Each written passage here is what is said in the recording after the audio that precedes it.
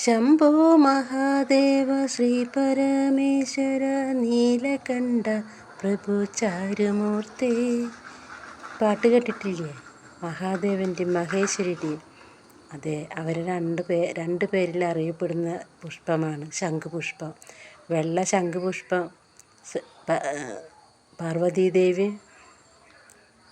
മറ്റേ നീല ശംഖുപുഷ്പം മഹാദേവനായിട്ട് സങ്കല്പിക്കുക.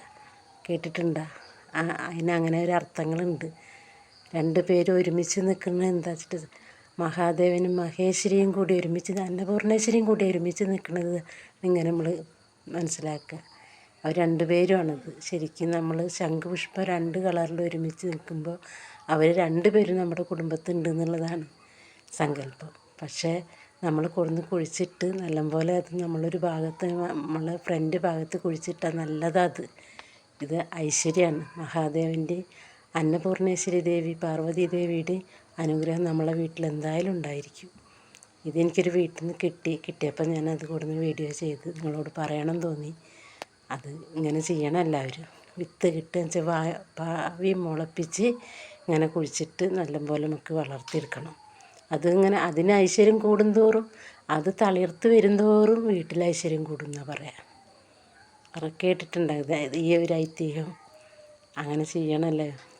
നമ്മുടെ വീട്ടിൻ്റെ ഫ്രണ്ട് ഭാഗത്ത് വടക്ക് ഭാഗത്തായിട്ട്, ഫ്രണ്ടിൽ വടക്ക് ഭാഗത്തായിട്ട് കുഴിച്ചിട്ടാൽ നല്ലതാണ്, ഐശ്വര്യം വരുന്ന പറയാം. അന്നത്തിന് മുട്ടുണ്ടാവില്ല എന്നൊക്കെ പറയാം. ഇത് എനിക്കൊരു പുസ്തകത്തിൽ നിന്ന് വായിച്ചറിഞ്ഞൊരു അറിവാണ്.